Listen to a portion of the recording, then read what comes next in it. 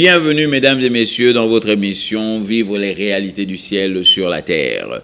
Je me présente, je suis le pasteur André et nous avons comme règle d'or sur ce plateau que Jésus-Christ est Seigneur et la parole de Dieu est l'autorité finale. Alors nous continuons à parler de la prière, comment votre vie est une vie de prière. Si tu es un enfant de Dieu, que tu as accepté Dieu, que tu as accepté Jésus-Christ comme Seigneur et Sauveur dans ta vie, sache que la prière n'est pas une option. La prière est ton moteur. C'est-à-dire que ta communication avec Dieu doit être habituelle et tous les jours et à tout moment. Tu dois parler à Dieu. Je sais que cela n'empêche pas que tu aies un moment de prière le matin, un moment de retire, de dévotion matinale comme tu veux, dévotion après-midi, dévotion le soir. Ce n'est pas un problème. Mais toute la journée, tu parles avec Dieu. Alléluia. Amen. Toute la journée, tu dois parler avec Dieu. C'est ça que la Bible appelle prier sans cesse. C'est-à-dire que tu es en communication permanente avec ton Père. La Bible dit que l'oreille de l'Éternel est toujours dirigée vers le juste. C'est-à-dire que Dieu a toujours son oreille dirigée vers toi. Tu n'as pas besoin de dire « Oh Seigneur, écoute ma prière » parce que son oreille est dirigée vers toi. Alléluia. Et nous avons démontré hier que, en effet, nos prières ne sont pas répondues pour 2 éléments seulement. Seulement 2 éléments. Parce que nous ne demandons pas et nous demandons mal. Et nous étions étudiés comment il faut bien demander. La Bible dit pour bien demander, il faut demander avec action de grâce. Alléluia. Action de grâce. Mais comment tu vas demander avec action de grâce? Maintenant, regardez. Dans 1 Jean, nous étions dans Jacques hier. Alléluia, Jacques. N'oubliez pas dans cette émission, bic, bloc-notes, Bible en papier, parce que c'est important. Il faut être des étudiants de la Bible, pas des lecteurs, des étudiants de la Bible. Alléluia. Maintenant, dans Jacques, il dit simplement ceci. Il dit dans Jacques, ainsi quelqu'un manque de sagesse. S'il manque de sagesse, qu'il demande à Dieu qui donne à tous libéralement, et qui ne fait pas de reproches. Dieu ne va pas te faire de reproches, même si tu viens tout le temps lui demander tout ça. Non, non, non, il aime ça. Il aime qu'on vienne lui demander. Il aime répondre à nos prières. Il aime nous faire du bien. Alléluia. Oh, gloire et louange à Dieu. Et il dit, et il te sera donné, mais qu'il demande avec foi. Alléluia. Il doit y avoir action de grâce, et puis il doit y avoir la foi. Alléluia. Demandez avec foi. La Bible dit la foi, c'est l'assurance des choses qu'on espère. Alléluia. Donc quand je demande quelque chose à Dieu avec foi, je ne suis pas dans le doute. Je ne suis pas dans peut-être à Koloba, peut-être à Kopé ça, peut-être à Kopé ça. Non, non, non, non, non. La foi est basée sur la parole de Dieu. La foi est basée sur la parole de Dieu. Donc comme j'ai lu la parole, je sais qu'il va me donner. Oh, pasteur, donne-moi un peu un exemple. Je vais te donner un exemple. La Bible dit que vous vivrez dans des maisons que vous n'avez pas construites. Alléluia. La Bible ne dit pas vous allez payer les loyers. Non, la Bible dit je vous donnerai et vous vivrez dans des maisons que vous n'avez pas construites. Ça, c'est la promesse de Dieu. Ma foi, maintenant, vient à partir de là. Ma foi, c'est quoi? C'est que je dois habiter dans une maison que je n'ai pas construite et que je ne loue plus. C'est ça ma foi. Maintenant, il dit demandez avec foi et ne doutez pas. Doutez en quoi? Que Dieu va me donner ça. Alléluia. La Bible dit dans 2 Corinthiens chapitre 1, au verset 20, la Bible dit que toutes les promesses de Dieu sont oui et amen. Elles sont oui et amen. Donc, c'est-à-dire que je vais vivre dans une maison que je n'ai pas construite. Je vais vivre dans une maison que quelqu'un d'autre a construit pour moi et que quelqu'un d'autre a acheté. Je ne vais pas louer la maison, je vais acheter la maison. Je ne vais même pas acheter la maison, je vais rentrer dedans, Dieu va me le donner. Amen. C'est là que se trouve ma foi. Et ma foi maintenant c'est quoi? Que je reçois ça dans le nom de Jésus. Et quand je reçois ça, je dis merci Seigneur. C'est ça l'action de grâce. Merci Seigneur, je donne l'action de grâce. Merci Papa, car tu as déjà répondu à mon besoin. Alléluia. Alors il dit qu'en ne doutant point, car celui qui doute est semblable au flot de la mer, agité par le vent et jeté ça et là. Alléluia. Mon frère, si tu dois faire une demande à Dieu, la chose la plus importante, la chose primordiale que tu dois avoir, c'est ce qu'on appelle la foi. C'est pour ça que je vous disais et que je le répète encore, la prière sans la foi, elle est vaine. C'est un passe de temps. C'est un passe-temps et c'est une perte de temps. Alléluia. Il faut la foi. Il dit que s'il doit demander quelque chose à Dieu, qu'il le demande avec foi. Amen. Qu'il le demande avec foi. Maintenant, je vais vous montrer quelque chose ici qui est très, très, très puissant. Verset 7, il dit, « Or, que cet homme-là, l'homme qui n'a pas de foi, l'homme qui demande sans la foi, or que cet homme-là ne pense pas qu'il recevra quoi que ce soit du Seigneur. Il est un homme incertain dans ses pensées et inconstant dans toutes ses voies. » Alléluia. Est-ce que tu réalises ça? Donc, quand tu demandes sans la foi, Dieu te considère inconstant, il te considère incertain dans toutes tes pensées, et il se dit comment tu peux même t'imaginer que tu recevras quelque chose de Dieu quand tu demandes sans la foi. Amen. Voilà la raison pour laquelle peut-être beaucoup d'entre nous n'ont toujours pas reçu des réponses. Parce que vous demandez sans la foi. Et quand vous demandez sans la foi, il n'est point obligé de vous répondre. Alléluia. Alors, nous avons parlé de l'action de grâce et de la foi. Maintenant, je vais vous donner d'autres armes ou d'autres réalités qui garantissent les résultats dans vos prières. Qui garantissent les résultats dans ta prière. Maintenant, nous avons une arme dans la prière qu'on appelle le nom de Jésus. Alléluia. Le nom de Jésus, c'est une garantie que ta prière sera répondue. Alléluia. Parce que quand tu signes ta prière par le nom de Jésus, c'est-à-dire que Dieu ne répond pas à la prière à cause de Pasteur André.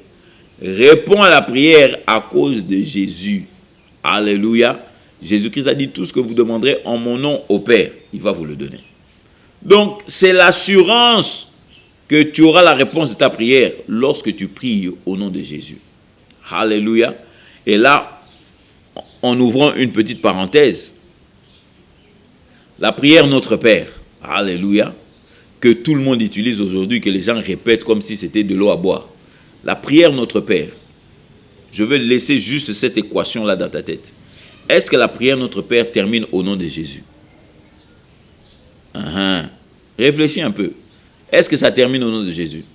Non, pas du tout. Elle ne termine pas par le nom de Jésus.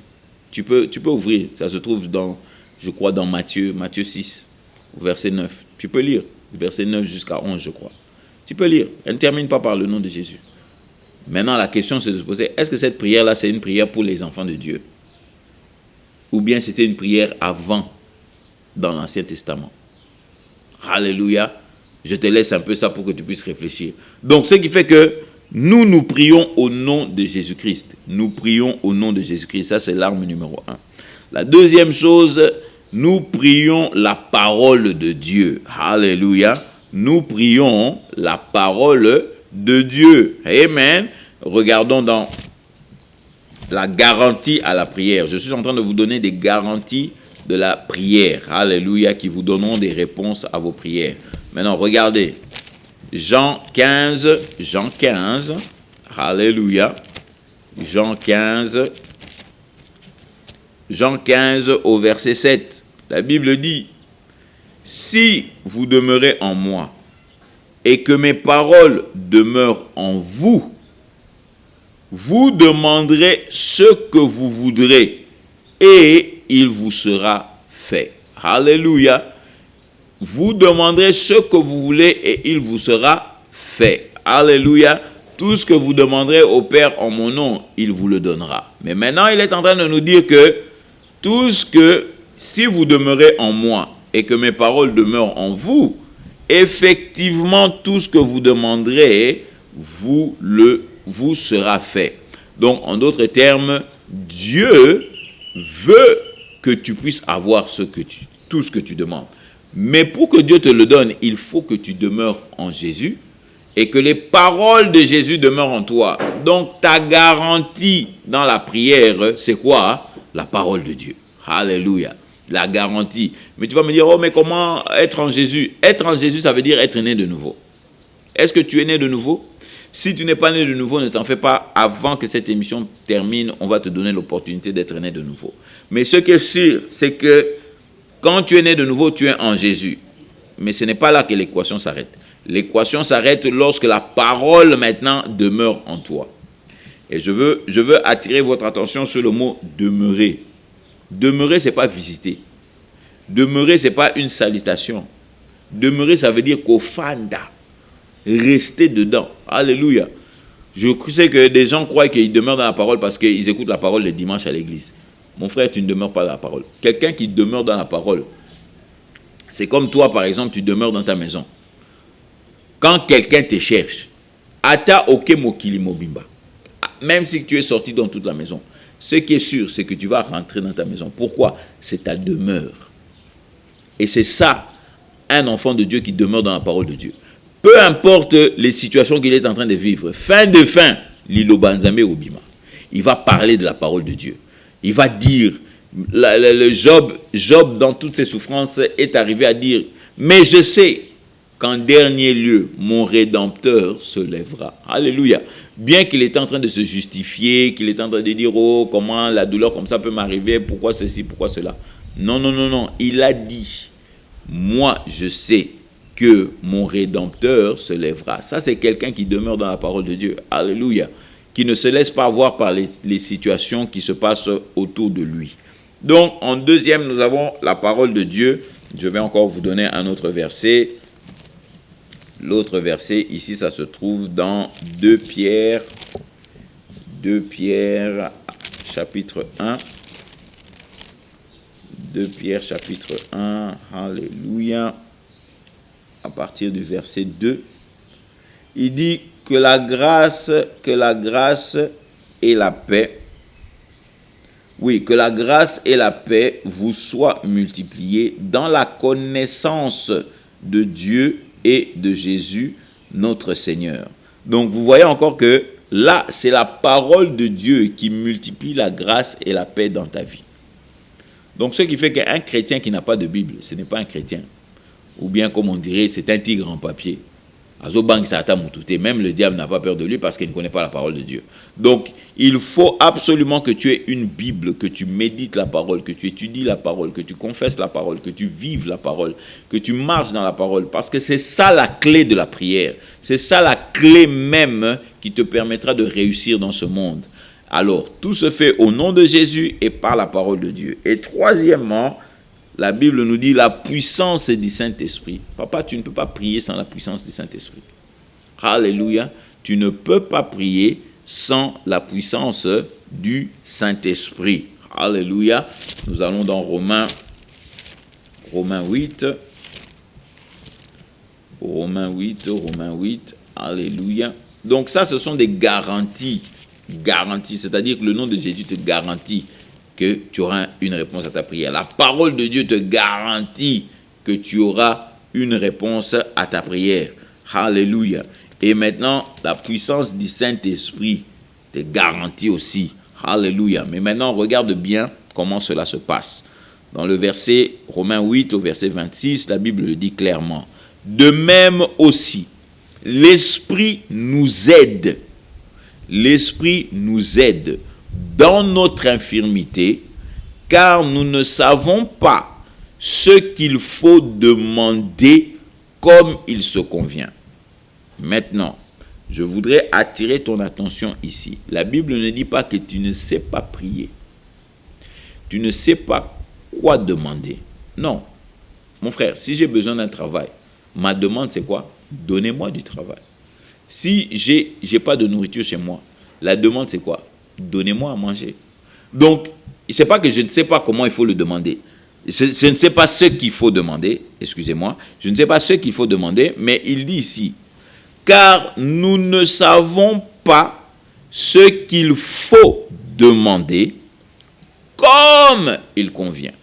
Comme il convient. Alléluia. Donc tu peux demander quelque chose, mais peut-être que tu ne le demandes pas comme il convient. C'est-à-dire que tu ne demandes pas ça dans les règles de la demande. Alléluia. Et la Bible nous dit, mais le Saint-Esprit lui-même intercède par des soupirs inexprimables. Et celui qui sonde les cœurs sait quelle est la pensée de l'Esprit, car il intercède pour les saints. Mon frère, ma soeur, alléluia. On est en train de parler ici du parler en langue. Alléluia, la puissance du Saint-Esprit. De temps en temps, moi je dirais même plus que moins, tu dois prier en langue. Prie en langue, alléluia. Si tu n'as pas encore reçu le Saint-Esprit, le baptême du Saint-Esprit, c'est quelque chose de très très facile, alléluia. C'est quelque chose qui se passe après la nouvelle naissance. Quand nous faisons la prière ici, pour que tu reçoives Jésus-Christ, après avoir reçu Jésus-Christ, quand l'émission est terminée, tu peux dire à Dieu, papa, je veux recevoir ton Saint-Esprit. Et Dieu va te baptiser du Saint-Esprit seulement dans ta chambre.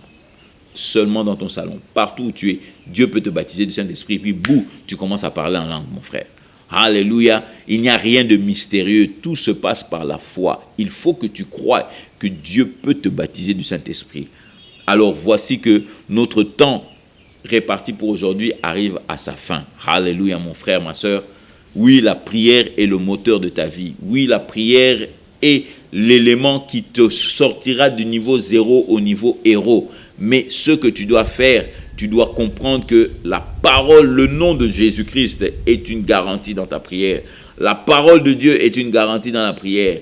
La puissance du Saint-Esprit au travers du parler en langue est une garantie dans la prière. Nous, mon frère, ma soeur, alléluia, je voudrais t'encourager maintenant, si tu n'as jamais accepté Jésus-Christ comme Seigneur et Sauveur dans ta vie, de pouvoir l'accepter. Et cela est très simple, mon frère. Tu n'as pas besoin de faire beaucoup d'exercices. Répète simplement après moi en disant ceci. Seigneur mon Dieu, j'ai entendu ta parole. Et je crois que tu as ressuscité Jésus d'entre les morts. Maintenant, la Bible déclare que si je te confesse Jésus comme Seigneur de ma bouche et que je crois dans mon cœur que Dieu t'a ressuscité d'entre les morts, en effet, je serai sauvé. Alors maintenant, je te confesse Jésus comme Seigneur dans ma vie et je crois que Dieu t'a ressuscité d'entre les morts. Et la Bible dit, je suis sauvé. Père éternel, j'accepte ton salut dans le nom de Jésus. Amen mon frère, amen ma soeur. Alors je voudrais simplement t'encourager que si tu as fait cette prière, tu fais partie des enfants de Dieu maintenant. Alors je t'en prie, trouve une bonne église là où Jésus-Christ est prêché comme Seigneur et la parole de Dieu est l'autorité finale. Si tu n'as pas d'endroit où aller, appelle-nous, nous allons t'aider, nous allons te diriger. Et si tu es dans les alentours, nous allons même t'inviter afin que tu puisses partager la parole avec nous et que tu puisses vivre les réalités du ciel sur la terre. Alors je suis le pasteur André, vous rappelant que Jésus-Christ est Seigneur et que la parole de Dieu est l'autorité finale. À la prochaine, à nous revoir. We clap our hands in the sanctuary. We clap our hands to give you the glory. We clap our hands to give you the praise. And we will praise you for the rest of our days. Yes, we will praise you for the rest of our days.